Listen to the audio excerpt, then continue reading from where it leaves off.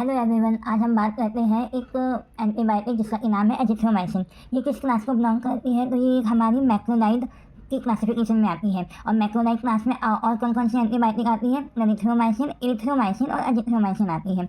तो एजिथ्रोमाइसिन जो होती है ना, ये बहुत ही कॉमन यूज़ की जाने वाली एंटीबायोटिक है। इसका मैकेनिज्म क्या होता है? ये बैक्टीरियोसिडल होती है। मतलब क्या करती है ये जो बैक्टीरिया का प्रोटीन सिंथेसिस होता है ना, उसको इनहिबिट करती है। जैसे हमारे जो राइबोसोम होते हैं ना, उसमें 50S और 30S यूनिट होता है। तो ये जाके 50S पे बाइंड करती है और बैक्टीरिया का प्रोटीन नहीं बनने देती, जिससे ये उनको किल करती है।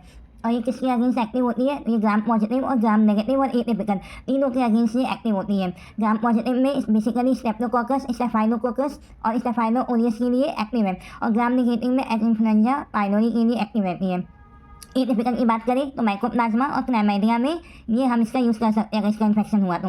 इसकी प्रॉपर्टीज़ क्या होती है? ये बैक्टीरियोस्टैटिक होती है, मतलब बैक्टीरिया की ग्रोथ को रोकती है। और अगर हम इसको हाई कंसंट्रेशन में यूज़ करेंगे तो ये बैक्टीरियोसिडल होती है, मतलब डायरेक्ट बैक्टीरिया को किल कर देती है। इसकी एंटी इन्फ्लेमेटरी प्रॉपर्टीज़ भी होती हैं और ये मोस्टली लिवर से एक्सक्रीट हो जाती है।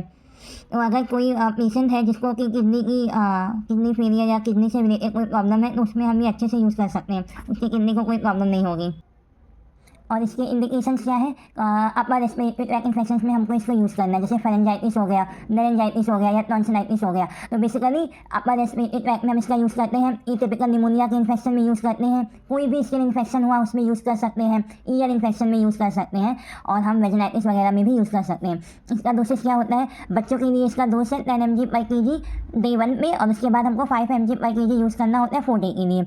और इसके साथ ये हमारी गट की मोटिलिटी को डिस्टर्ब करता है, तो हमको इसके साथ लैक्टोबैसिलस देना होता है। क्योंकि कोई भी अगर हम मैक्रोलाइड की बात करें तो वो हमारी मोटिलिटी को इंक्रीज़ कर देता है, जिसकी वजह से क्या होता है? हमारे गट के फ्लोरा डिस्टर्ब होते हैं। तो जब भी अगर हम किसी बच्चे को एजिथ्रोमाइसिन वगैरह स्टार्ट कर रहे हैं तो हमको उसको साथ में लैक्टोबैसिलस देना होता है, जिससे उसका गट का फ्लोरा मेंटेन रहे। और इसके साइड इफेक्ट क्या होते हैं? कभी कभी डायरिया हो सकता है, इससे एरिथेमिया हो सकता है, रैशेज आ सकते हैं किसी किसी को, और किसी किसी को ओटोटॉक्सिसिटी भी हो सकती है। Thank you.